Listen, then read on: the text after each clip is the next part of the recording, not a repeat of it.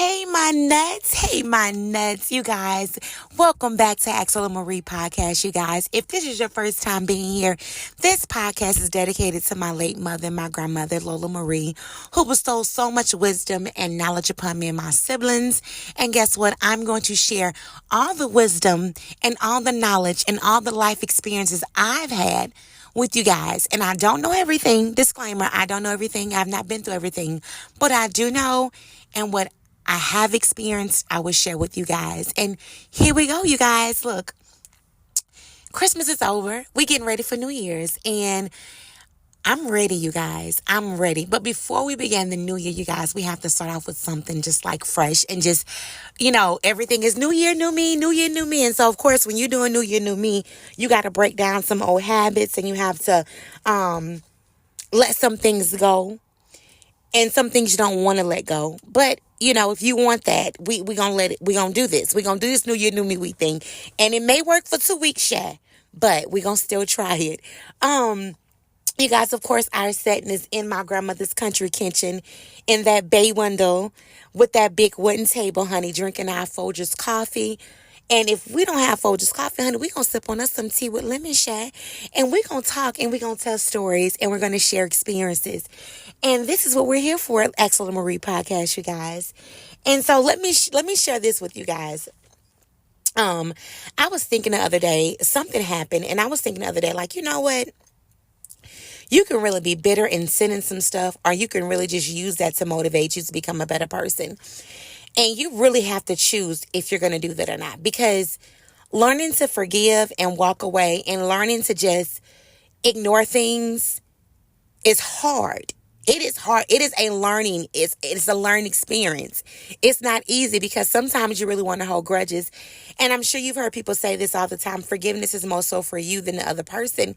And that is so true because I know I found myself, Shad, so many times holding on to unforgiveness and grudges. And when I tell you, y'all, like, I couldn't get tasks done. My mind is disorganized. I'm everywhere. I'm not doing things I need to get done. I'm not completing things. And so unforgiveness and hatred and bitterness really works on your spirit more than it works on anybody else.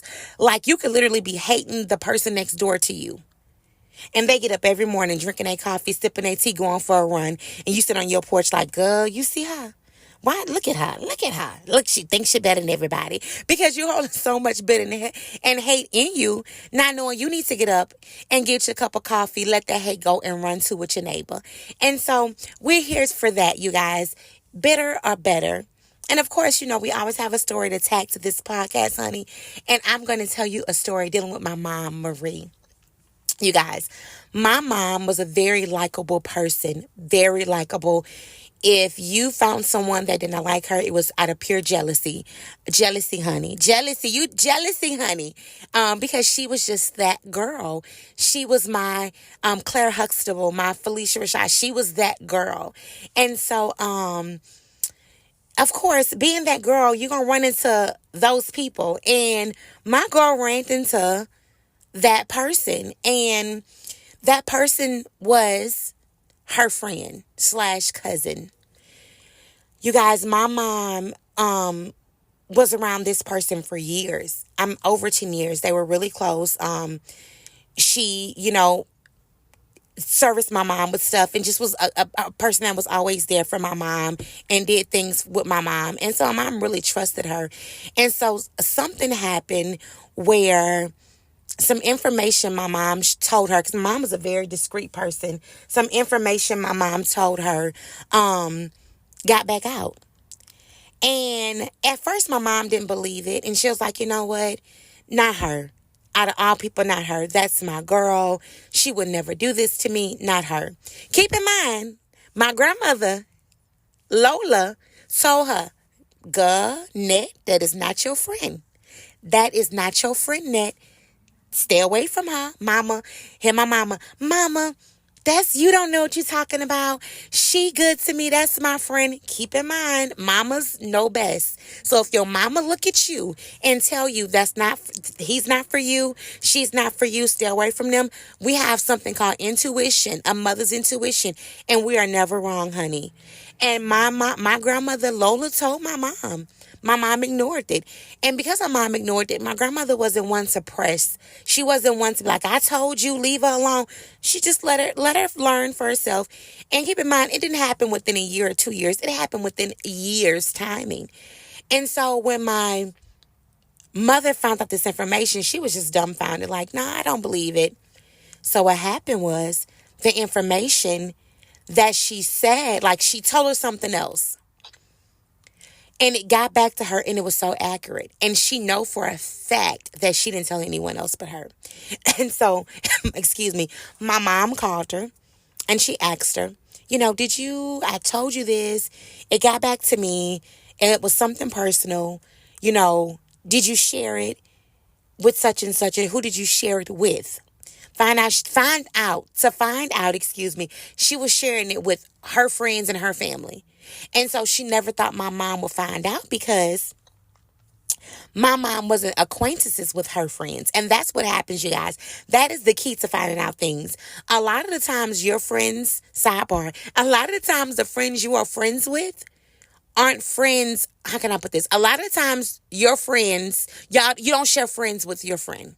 And so some of the things you tell your friend get back to her friends and you'll never know it because you're not friends with them. But it's just a coincidence and God that my mom found out. And so once my mom found out this information, of course, she was hurt. She was hurt and she just like cold turkey let her go. Just stopped talking to her. And at first she was upset. For like a week or two, she was really upset and she just couldn't understand why. And then after that, like week or two, my mom was like, you know what? I have to forgive her. And was like, well, mom, my mom and grandmother talking like, well, Marie, what are you going to do? Like, are you going to call her? She's like, no, I'm not going to call her. I'm going to go to God. I'm going to forgive her. And I'm going to move on with my life. Y'all, if standing on business was a person, it was my mama. You hear me? If standing on business was a person, it was her. You hear me? And y'all, my mama stood on business. And she prayed. She asked God to remove any unforgiveness, anything out of her heart that was not of him. And it took time because, again, forgiveness is not a one-day thing. It's a process. And she, began to forgive. And she will see her and she will speak. Excuse me, y'all, that accent coming out, Shay. My mom from New Orleans. Whole small conversations every now and then and just going about her business. And my mom did that with her often. My mom, put herself in a different circle, which she never hung around negative people. She's a strong, God-fearing woman. So she put herself around very professional, classy women. So again, this was a shocker too, because we're not that kind of woman to be discussing each other's business publicly. So, that was one thing. And we're too old. You know what I'm saying? We're not 50s. And so at the time, my mom would see her and they would have small conversation and my mom would just go her way. The phone conversations completely stopped though. I think, and my mom just kept going and she didn't allow it to stop her process and her progress. And I thought about it, I said, she could have really been a bitter person and told everybody what the woman did and talked about her and just really lived in it and stayed in it. But she didn't. She didn't, and that was one of her best friends. She didn't live in it and she didn't stay in it. She got out of it immediately and she moved on with her life because there was more life to live. And she became a better person. And she was just more cautious of what she did and what she said and who she shared what with. And so, to end it all, you guys, I think maybe 5-6 years after they, stop talking and they'll see each other every now and then in the stores and have small conversation, the same lady came to my mom's house and offered an apology. She came to my mom's house crying. This was about 10 years later, y'all. About 5 to 10 years, I'm going to say about 10 years later. Came to my mom's house, told my mom she never had a friend like her. She never had another friend like her. She's sorry for what she did to her. She loves her. She wished they can gain their friendship back. It was a mistake, and she didn't know how to fess up to it at the time. And that she wished her well. I was at the house when it happened, you guys. because I was surprised to see the car there, Shay. Let me tell you, I was surprised to see the car. And that conversation lasted with my mom and her friend for about 2-3 hours of just rekindling things. The woman left, and I said, Mama, you gonna start back? She said, I go to lunch with her. Every now and then I'll go to dinner with her every now and then, but that's where it'll stop. And I said, well, do you truly forgive her? She said, yes, I truly forgive her. And I accept her apology, but I wasn't waiting on an apology to forgive her. I've been forgave her. And I was like, wow. She said that was probably more for her than it was for me because I was done with it. I was done with it 5-10 years ago. God healed me from it 5-10 years ago. I didn't want to sit in it. Y'all, all that time, that woman sat in what she did to my mom. She sat in it until she finally got convicted to apologize.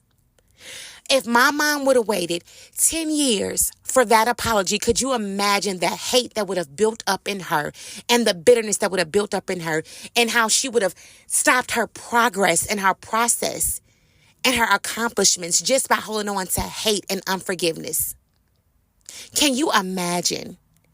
And so I tell y'all this, as my mom told me, the forgiveness is more so for you than that other person. And I say, bitter them, better you. Because as they sit there in that bitterness, you're going to become a better person. And if you're one of those people that are sitting in bitterness, today stop. Stop. If you're holding on to unforgiveness, stop. Because I'm going to tell you, you're holding on to unforgiveness about something that happened 10 years ago. Go through therapy. Go to counseling. It helps, honey. It's real. The Black community shuns counseling. Don't.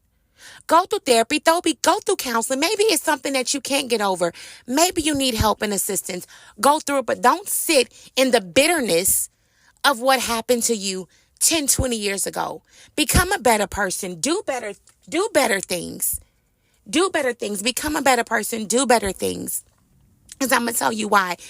The enemy wants you to sit in that. Because if you sit in that, it's less you can accomplish. Less you focus on yourself, the less you do good for others, the less you do good for yourself. It's just like a sunk hole of you just keep going down and down and down and down, and you will never reach the strong and the full potential the Lord has for you because you are sitting in old hate. And I'm gonna tell y'all, I had to go through some stuff myself, and I had to like, you really finna hold on to this? And I went through some stuff, you guys. But you can't hold on to it. If peace is not abide, dust your feet and flee. If you're around somebody that has hurt you, I'm not telling you to forgive them to go be their friend again. I'm telling you to forgive them for yourself and to know who they are and to leave it where it's at. Peace is not abide, dust your feet and flee. I have left many friends alone because our growth wasn't growing together. You understand, honey? Shad, do you understand, Shad? And so what happens is that just because you forgive does not mean you have to go back. Forgiveness means going forward. And you can still speak. You can even maybe go to lunch if you want to. I don't do lunch, honey. Let me tell you, Shad. Like, I forgive you, but I go to the whole other, like I go on the other end. I don't do that. Let me say, I don't go back. But it depends. I just don't. But it's different strokes for different folks. And my thing is that you don't have to go back with the forgiveness, but you have to find a way to forgive, because if not, the bitterness will sit inside of you and it would nest in more hate and more hate and more hate. And then it'll be so easy for you to hold grudges, be judgmental, and not forgive, and to hate anything anybody does. And then you'll be that bitter woman or that bitter man that you talked about when you was a child. So this is my advice to you tonight, Nets. Listen to me, Shay. Better yourself with the bitterness. Don't let the bitter bring you down. On this new year, in this new year, whatever grudge, whatever unforgiveness, I don't care how bad or how hurtful it is a process. Begin the process of forgiveness today. Allow the Lord to work through you and talk to him and tell him, look, Lord, I can't forgive them. They did this and this to me and it hurts bad. I can't do it. You have to do it for me. And watch how he really opens your heart like a flower. Because, the Holy Spirit is a gentleman, honey. He's not going to force himself on you. You got to welcome him. And if you don't welcome him, honey, he's not coming. And so you have to really just allow the Lord to go into you and just open your heart and allow you to forgive people without them telling you, I'm sorry. Because you may wait 30 years for an apology and be dead and be in hell because you had and forgive over an apology that may not be sincere, that may not be needed. You don't need that apology. My mom didn't need the apology, but the person who did it to her did. They needed to give that apology because they sat in that bitterness for years, mad at her for something they did. So I tell this to you, whoever listens out there in Lola Marie podcast world, become better, not bitter, Shay. Let go and let God and allow the process of forgiveness to begin today. Thank you guys for listening, Shay. Look, I enjoy y'all, but I got to go take care of these kids, Shay. Y'all have a great night, a great, great, great night, my nets. Kisses, kisses, kisses to my Axel and Marie babes. Love you guys. Toodles.